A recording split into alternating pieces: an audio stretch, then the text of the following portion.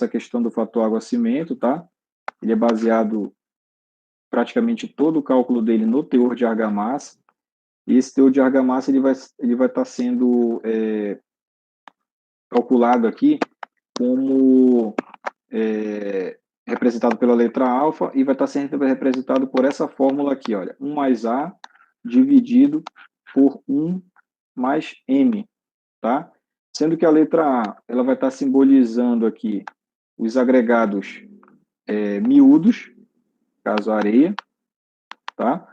E aqui o M, ele vai estar representando todos os agregados, como se fosse o conjunto todo do agregado graúdo mais o miúdo, tá? Então, aqui ele vai estar representando todos os agregados, a letra M, tá certo? E aí, o que que acontece? Geralmente, para você utilizar essa fórmula do teor de argamassa, você parte de um traço pré-determinado. E aí você já começa a observar que esse traço, ele despreza completamente o fator água-cimento. Por quê? Para você utilizar essa fórmula, você vai estar precisando apenas dessas informações aqui, ó, da quantidade de cimento, que sempre vai ser unitária, né? Porque ela vai servir de base para os demais materiais, o valor da areia e o valor da brita. O nosso quarto item aqui, que seria a água, ele fica como uma incógnita, porque esse sistema aqui, esse método de dosagem, ele não quantifica o fator água-cimento. É realmente bastante empírico. É feita a mistura desses três materiais aqui, cimento, areia e brita, e a água, quem faz o controle é a pessoa que está manuseando ali, a betoneira, por exemplo. Então, ela vai muito do que ela acha que está trabalhável ali. Então, você percebe o quanto é falho esse sistema, né? Porque, por exemplo, se uma pessoa pode fazer esse mesmo traço aqui e colocar uma quantidade de água que ela considera que vai estar fazendo uma mistura trabalhável, outra pessoa pode fazer exatamente o mesmo traço e colocar uma quantidade de água totalmente diferente. Então, você percebe que não tem uma certa exatidão na repetição da quantidade de material, né? Fica muito a critério da pessoa que está fazendo a mistura, tá? E aí, com essas informações que você tem, que são informações poucas, né? Apenas a proporção de cimento relacionado aos agregados, você consegue saber quanto que dessa mistura é de argamassa, qual o teor dessa argamassa aí. Como? Fazendo apenas a substituição nessa fórmula aqui, né? Então, seria alfa igual a 1 mais a letra A aqui, que é o agregado miúdo. Está bem aqui a informação, 2,3. E aqui embaixo você vai estar fazendo a soma desses agregados aqui, ó. Tá certo? Então, vai ser 1 mais. E aqui esse M, ele corresponde à soma desses dois itens aqui, né? Então, seria, por exemplo, 2,3 mais 2,7. Tá ok? E aí, quando você faz esse cálculo aqui, você vai ter aqui, né, em cima 3,13, aqui embaixo 6. Quando você divide, você tem aqui um teor de argamassa de aproximadamente 55%, tá? 0,55 que você converte para porcentagem aí. Então, 55% desse seu concreto ele seria composto por argamassa. Isso daí é apenas um dado para saber o quanto de argamassa tem no seu concreto. Qual a importância disso? Algumas pesquisas já mostraram aí que quando você tem um concreto que ele tem um valor menor de teor de argamassa, tá? Um valor de teor de argamassa inferior a 50%, vai acontecer uma determinada situação que é esse seu concreto ele ter uma dificuldade em estar se distribuindo dentro de uma forma, de uma estrutura, por exemplo, né? Ele tem dificuldade, inclusive, em estar se distribuindo pelo meio da ferragem. Isso daí pode causar o aparecimento de brocas, né, vazios ao longo da sua estrutura, e aí toda a sua resistência à compressão ela fica comprometida, tá? Porque por conta dessa presença de vazios. Então, quando você tem um concreto com teor de argamassa, vou colocar bem aqui, teor de argamassa menor do que 50%, você corre esse risco aí de ter vazios. E aí vem aquela série de patologias que a gente já conhece, né? Os vazios, eles vão, além de reduzir a sua resistência à compressão, ele também vai estar contribuindo para que a sua ferragem, por exemplo, ela fique corroída e tenha vários outros problemas aí, tá bom? Em compensação, quando você tem um teor de argamassa aqui, olha, com valores superiores a 65%, você visualmente, né, e também questão tátil, né, você tem um concreto mais fácil de trabalhar, ele fica mais trabalhável num primeiro momento. Em compensação, esse alto índice de teor de argamassa aqui, ele vai te provocar o seguinte, vai te provocar futuramente uma facilidade que esse seu concreto vai ter para contrair fissuras, principalmente, tá? O seu concreto, depois de endurecido, depois que ele atinge a cura, ele fica propenso a ter isso daqui, ó, fissuras, tá certo? E aí, quando ele tem essas fissuras aqui, ele provocam aberturas, né, na sua estrutura e deixa toda a sua armadura suscetível a ter o ataque de corrosão, tá? Então, o ideal é que você tenha aqui um teor de argamassa que esteja entre esses valores. Como, por exemplo, esse que nós fizemos aqui, olha, ele estaria com um valor de teor de argamassa adequado, né? Porque ele está entre esses dois aqui. Então, a gente tem que observar muito essa questão, né? Por que que eu falo isso? Às vezes, o operário, querendo ter menos trabalho na questão do manuseio do concreto, ele às vezes exagera na quantidade de água, tornando aquele concreto que ele está trabalhando muito pastoso, né? Muito trabalhável ali, muito fácil dele estar manuseando. Mas quando ele faz isso, o teor de argamassa ele tem um acréscimo também e ele acaba provocando futuramente isso daqui, ó, tá bom? Aparecimento de fissuras. Então, esse teor de argamassa ele tem essa finalidade aqui, ó, dar esse pequeno diagnóstico para a gente aqui e para ver como é que ele está sendo, como é que está sendo essa proporção, tá bom? Outra situação que nós podemos fazer com o método do IPT é a questão da gente elaborar um traço, tá? Baseado, aí é o inverso, né? Baseado no nosso num teor de argamassa pré-determinado, tá bom?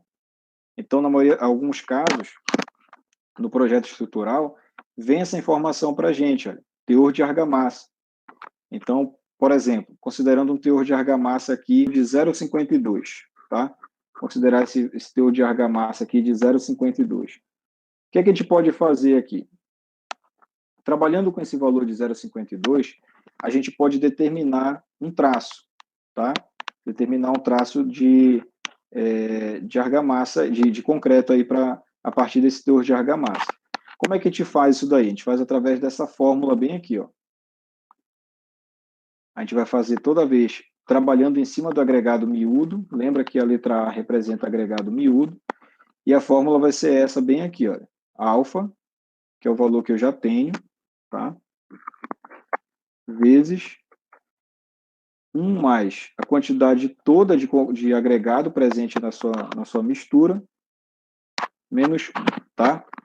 Então, isso daqui, através dessa fórmula, a gente acaba descobrindo aqui qual é o valor de agregado miúdo que a gente vai precisar para fazer esse traço experimental aqui, ó. Então, aqui o valor do alfa nós já temos, 0,52. Estou pegando daqui essa informação, tá? Vezes 1 mais. E eu vou estar trabalhando aqui, olha, na escolha desse todo aqui do meu agregado graúdo, eu vou estar tendo 3 opções para fazer essa escolha aqui desse valor de M, tá? Que são os traços genéricos que o método IPT ele te fornece.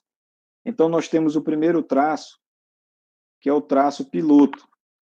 É o traço que menos pode comprometer ali a vida, né, de quem vai estar optando por esse método, né? É um traço bem genérico ali que não compromete quem está utilizando, logicamente, dependendo do tipo de situação que esteja fazendo, né? Esse traço piloto, ele trabalha com a proporção de uma porção de cimento para 5 de agregado. Perceba que esse 5 de agregado é a gente levando em consideração a mistura do agregado miúdo com o graúdo, tá bom? A segunda opção que nós temos aqui de traço genérico, a partir desse método da USP, é o traço rico.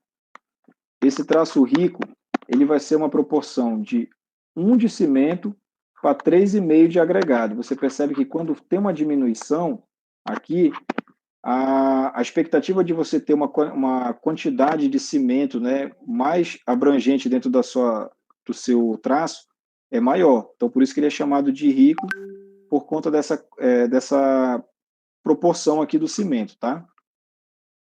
E o último traço, que é o traço pobre, ele tem uma proporção de cimento muito pequena, provocando que você tenha um concreto que tenha um pequeno teor de cimento, ou seja, um concreto que ele vai ser muito frágil, né? Geralmente é um concreto utilizado, por exemplo, para fazer lastro, aquela superfície de regularização de uma fundação, por exemplo. Ele não é um concreto estrutural, está longe disso. Ele é apenas um concreto que vai servir de nivelamento de alguma base, que vai servir de suporte para aí sim uma estrutura de concreto relativamente grande, tá? Então nós temos esses 3 traços aqui, ó. Então a gente pode fazer a opção por qualquer um desses aqui. Para esse exemplo, eu vou pegar esse traço aqui, que é o que menos compromete o trabalho que você vai estar fazendo, né? Que é o traço piloto aí, é um traço intermediário ali. Então eu vou pegar esse valor 5, que é o valor total dos meus agregados, e vou estar substituindo bem aqui, ó. Beleza. E aí agora eu vou fazer esse cálculo aqui, tá? Deixa eu pegar minha calculadora aqui. E aí a gente vai estar fazendo esse 0,52 vezes essa soma aí de dentro do parênteses, né? 6 menos 1. Então eu vou encontrar aqui, olha, a quantidade aqui proporcionalmente, né? A quantidade aqui de agregado miúdo da minha areia de aproximadamente 2,12, tá? 2,12 aqui, ó. Tá ok? Para que eu saiba a quantidade de agregado graúdo, eu vou estar subtraindo esse 2,12 desse valor 5, porque lembra que o 5 é a soma do agregado miúdo mais o graúdo, tá bom? Então, aqui, o agregado graúdo ele é representado pela letra P, tá? É representado pela letra P. Então, vai ser aqui, olha, o total dos agregados menos o volume aqui, o traço aqui de areia, né? Então, essa minha quantidade de agregado graúdo vai ser aqui o 5 menos 2,12, tá? E aí eu vou ter aqui a quantidade do agregado graúdo de aproximadamente 2,88, tá certo? E aí, olha só, considerando aqui como traço, considerando um traço piloto, que aponta para mim 1 para 5, e considerando esse teor de argamassa aqui de 52%, eu teria aqui um traço genérico apontando para mim 1 de cimento, para 2,12 de areia, para 2,88 de brita, tá? Lembro aqui, olha, a questão da minha água, ela fica aqui em aberto, ela não é um valor pré-determinado, né? Há um certo desprezo com relação a esse valor da água. E a água ela vai ser conhecida, a quantidade de água, a partir da quantidade que você vai estar colocando no momento da sua mistura, tá? Então, você consegue obter futuramente, no momento da sua mistura, esse valor, consegue saber essa proporção, desde que quando você comece a acrescentar água, você vá marcando ali a quantidade de ml que você foi acrescentando aos poucos ali, né? Então, toda vez que você for acrescentando uma quantidade de água, você vai anotando, e aí você consegue fazer essa relação água-cimento futuramente aí, tá? Mas o traço inicial, ele não tem essa medida pré-determinada logo de início, tá certo? Eu poderia, por exemplo, escolher um outro traço que tivesse uma composição de cimento bem mais relativa, bem mais abrangente? Poderia. Eu poderia fazer esse mesmo procedimento aqui, substituindo aqui o meu 5 pelo 3,5. E aí eu teria aqui um traço rico, tá? Percebe que quando a gente faz essa soma aqui, olha, se eu continuar minha proporção 1 aqui e fizer essa soma, eu volto aqui para os 5, né? Então eu tenho novamente aqui o meu traço piloto. A mesma coisa seria para os outros dois aqui, ó. Se eu fizesse o mesmo procedimento aqui utilizando 3,5, no final das contas, eu vou ter aqui somado, eu vou ter aqui, somado a minha areia e brita, eu vou ter novamente 3,5, tá? Mas aí, tenham em mente que esse tipo de traço bem aqui é o que vai estar com uma proporção de cimento bem maior, tá? Ou seja, você vai gastar mais cimento para estar fazendo, para estar utilizando esse tipo de traço, tá ok? Então, basicamente é isso aqui, o traço, o método de dosagem aqui do IPT. Você percebe que ele é bem descriterioso, né? Ele não tem, assim, um rigor muito grande, tá? Tanto que ele vem sendo cada vez menos utilizado para pesquisas, tá certo? Ele é utilizado apenas quando você quer fazer algo que não seja tão comprometedor, uma estrutura bem simples, às vezes uma estrutura de concreto que seja apenas para fins decorativos, ou então, como eu falei ainda há pouco, né, um traço de concreto que seja, por exemplo, para um lastro, né? O lastro é aquela base que vai estar regularizando ali para receber uma fundação, por exemplo, tá? Jamais utilizado para fazer uma estrutura de grande porte, como uma viga, um pilar, uma laje convencional, tá ok?